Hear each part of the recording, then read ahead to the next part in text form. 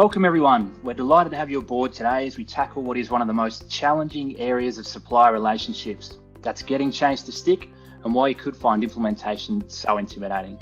My name's Dan Harry from State of Flux in Australia.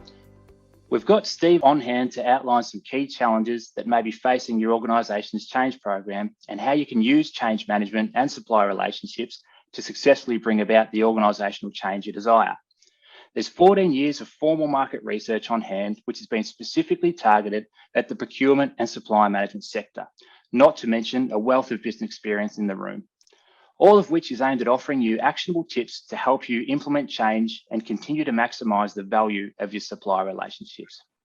This is the first episode of a webinar series on why we find implementation so intimidating. It's such a broad topic, but industry research suggests there's three overarching challenges to implementing change.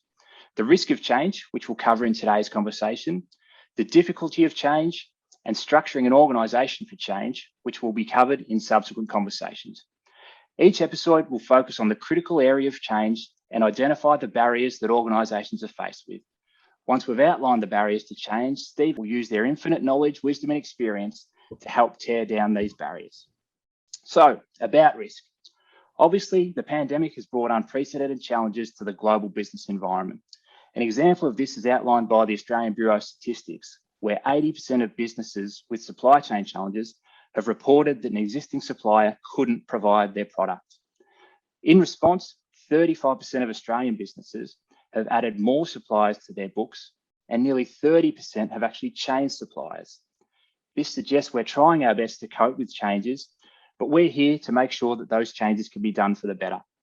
Steve, how can SRM assist in times like these where there's so much volatility and many businesses are doing whatever they can just to keep their customers happy? Yeah, Dan, thank you so much for the introduction. Hi, everyone. Good to chat with you today. So I'm Steve Neri, MD, State of Flux, North America, based in Chicago. And, I'd really like to challenge everyone and flip the conversation to not implementing supplier management should be intimidating because, a great example is related to COVID-19. And, supplier management was the most effective aspect in mitigating the effects of the pandemic among 65% of respondents in the State of Flux Global Research Survey last year. Another interesting point is that 2/3 of the respondents included risk management as a top 3 business driver. So they're relying on their suppliers to help reduce and mitigate risk. Yet only 12% of those respondents are considered supplier management leaders. Now, with that being said, there are 3 things I'd like to cover with you that we see increased risk around organizations being able to make headway with their supplier management programs. One is that the senior stakeholders undertake their own procurement activities, generally in the belief they can negotiate and work effectively with their own suppliers. So procurement is only then brought in later to tidy up. Second, structural divisions within organizations can result in procurement being fragmented and possibly less effective at overcoming challenges together and developing value and collectively with their suppliers. And then third, procurement often has limited resources and can end up being focused on tactical day-to-day operations versus strategic initiatives. So with less time to focus on true supplier management activities.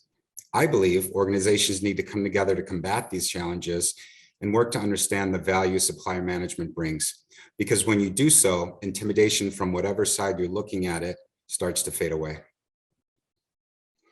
I love the angle of not implementing SRM as what should be intimidating, because I come from the exact same point of view in that if we're not doing anything at the moment, we're actually going backwards. There's a myriad of research out at the moment, particularly around supply chain and global transport, where ultimately it's costing us more at the moment to move product globally, and it's slower. So if we're not changing, what we're left with is a slower transport of our goods around the globe, and it's costing us more. So we've gone backwards in effectively 2 steps.